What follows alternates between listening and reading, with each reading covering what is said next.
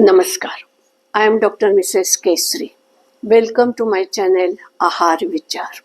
Today I will be speaking about the prebiotics. आपण जेव्हा prebiotics बद्दल बोलतो तेव्हा आपल्याला असं अभिप्रेत असतं की आपण अशा पदार्थांचं सेवन करावं की जे पदार्थ गट मायक्रो ऑर्गॅनिझम्स स्वतःचं अन्न म्हणून वापरतील.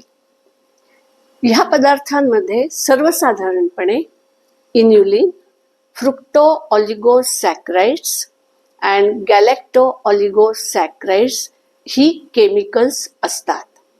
ह्या फायबर्समध्ये ही केमिकल्स जी आहेत त्यांचा मायक्रो ऑर्गॅनिझम्स आपलं अन्न म्हणून करतात. ज्या वेळेला मी प्रीबायोटिक्स आणि मायक्रो ऑर्गॅनिझम्स असं म्हणते तेव्हा मला good micro organisms already present in the gut असं अभिप्रेत आहे. हे जे तंतू आहेत त्या पदार्थातले ते तंतू आपण डायजेस्ट करत नाहीत. ते तसेच्या तसे इंटेस्टाईनमध्ये राहतात आणि त्यामुळे त्यातली केमिकल्स हे मायक्रो ऑर्गॅनिझम्स व्यवस्थितरित्या उपयोग करून आपल्या कॉलनीज वाढवू शकतात. एकाच प्रकारचे मायक्रो ऑर्गॅनिझम्स तर वाढतातच, त्याच वेळेला अनेक प्रकारचे मायक्रो ऑर्गॅनिझम्स वाढतात आणि त्यामुळे त्या प्रत्येकाच्या कॉलनीज वाढतात. म्हणजे types of micro organisms and concentration in each colony of each type of micro organism हे अतिशय चांगल्या प्रमाणात वाढतं आणि त्यामुळे गट हेल्थ आणि त्याच्या पर्यायाने फिजिकल आणि mental health of human being is maintained. आता हे पदार्थ कोणते आहेत? त्यांचे वेगवेगळे गट आहेत. तर एक गट आहे हा फळांचा गट आहे. फळांमध्ये केळं हे सर्वात उत्तम स्रोत आहे.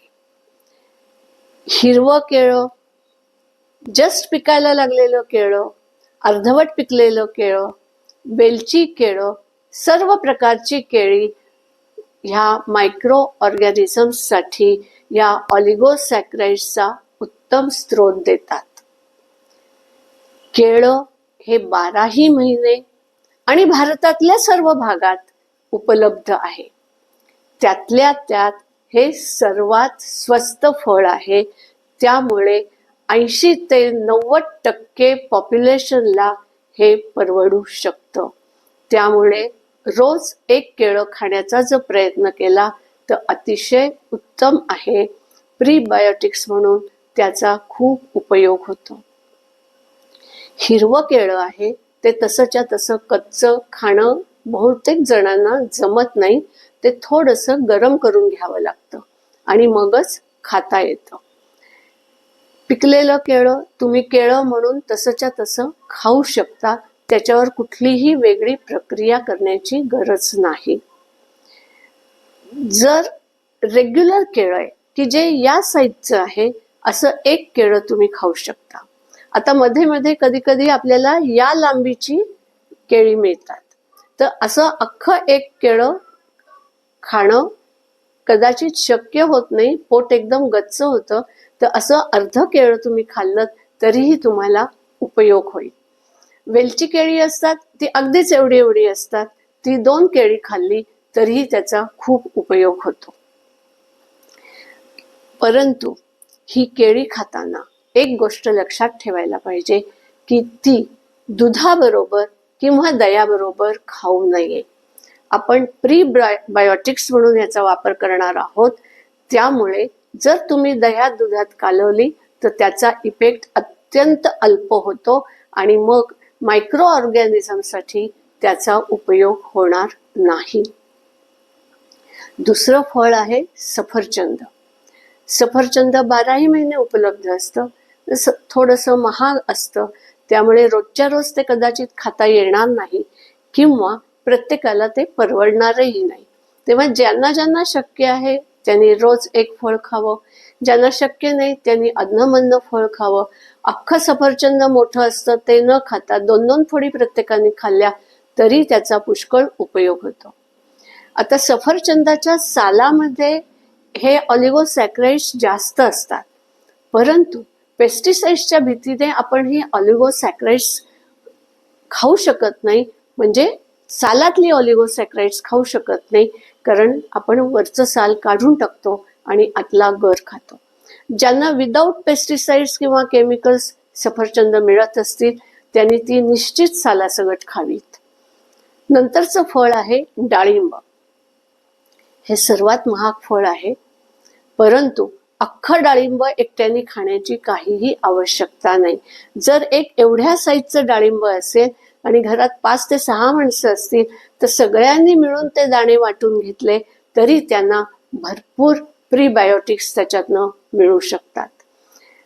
दाणे चावून चावून खाल्ले पाहिजेत. त्याच्यामुळे तो जो चोथा आहे बियांचा तो आपण गिळला पाहिजे. त्या चोथ्याचा मायक्रो ऑर्गॅनिझम्स अतिशय चांगला उपयोग करतात, कारण त्याच्यात ऑलिगोसॅकराइड्स जास्त आहेत. आता अगदीच लहान मुलं असेल किंवा वयोवृद्ध माणसं आपल्या घरामध्ये असतील तर त्यांना मात्र रस काढून द्यावा लागतो. तिथं आपला नाईलाज आहे. त्यांना डाळिंबाच्या रसाचे फायदे मिळतील, पण बियांचा म्हणजे चोथ्याचा फायदा मिळणार नाही, एवढाच त्याचा अर्थ आहे. याच्यानंतरचा गट आहे कांदा आणि लसूण. Onion and garlic. Most of the places, most of the families, we use it every day, but we overcook it, and therefore we do not get the advantage of those two substances as prebiotics. तर कांदा कच्चा खावा, लसूणही शक्यतो कच्चा खावा, त्यामुळे त्याचा prebiotics म्हणून आपल्याला उपयोग होतो. खूप शिजवायचा, खूप परतायचा असं केल्याने किंवा लसूण खूप लाल होईपर्यंत त्याला तळायचं किंवा परतायचं, आपल्याला त्याचा फायदा मिळत नाही, फक्त चवीत बदल होतो. 2 प्रकारच्या तेलबिया आहेत, खुराशणी आणि जवस, म्हणजे नायगर सीड्स किंवा ब्लॅक क्युमिन सीड्स, आणि जवस म्हणजे फ्लॅक्स सीड्स. हे दोन्हीही ऑलिगोसॅकराइड्सचे उत्तम स्रोत आहेत. त्यांचा मायक्रो ऑर्गॅनिझमसाठी खूप उपयोग होतो. लेग्युम्स म्हणजे सर्व प्रकारच्या शेंगा भाज्या. आज बाजारात ह्या शेंगा उपलब्ध होत्या. या चवळीच्या शेंगा आहेत. चवळीच्या 2-3 प्रकारच्या शेंगा मिळतात. शिवाय वालपापडी, बीन्स, फरसबी अशा वेगवेगळ्या प्रकारच्या शेंगा बाजारात उपलब्ध असतात. जेव्हा जेव्हा ज्या ज्या शेंगा मिळतील त्या शेंगा आणून आपण त्या खाव्यात. आता ह्या शेंगा शिजवताना अतिशय अल्प प्रमाणात शिजवाव्यात, म्हणजे अगदी थोडंसं पाणी घालून त्या उकडाव्यात आणि गॅस बंद करावा. त्याच्यावर झाकण ठेवायच्या आधी थोडंसं मीठ घालावं आणि थोड्या वेळाने त्या शेंगा खाव्यात. अशा शिजवलेल्या शेंगा ह्या वाटीने वाटीभर खाल्ल्यात तर अतिशय उत्तम आहे. मायक्रो ऑर्गॅनिझम्स त्याचा चांगला उपयोग करतील आणि त्यांना त्याचा पुरेसा उपयोग होईल आणि गट हेल्थ चांगली राहील. त्यात तुम्हाला चवीसाठी काही मिरपूड, जिरं काय घालायचं असेल ते तुम्ही घालू शकता, ते तुमचा चॉईस आहे. मीठ मात्र कमी प्रमाणात घाला, कारण या शेंगांमध्ये स्वतःचं मीठ असतं, त्यामुळे खूप मीठ घालू नका. यात अजून एक गट आहे ओट आणि बार्ली. ज्यांना ज्यांना शक्य आहे त्यांनी ओट आणि बार्ली खावं, काहीच हरकत नाही, पण त्याचं ओव्हर कन्झम्पशन करू नका, नाहीतर दुष्परिणाम होतात. नंतर गाजर, बीटरूट, मुळा ही जी कंदमुळं आहेत ह्यांच्यामधनं पण आपल्याला प्रीबायोटिक्स मिळतं.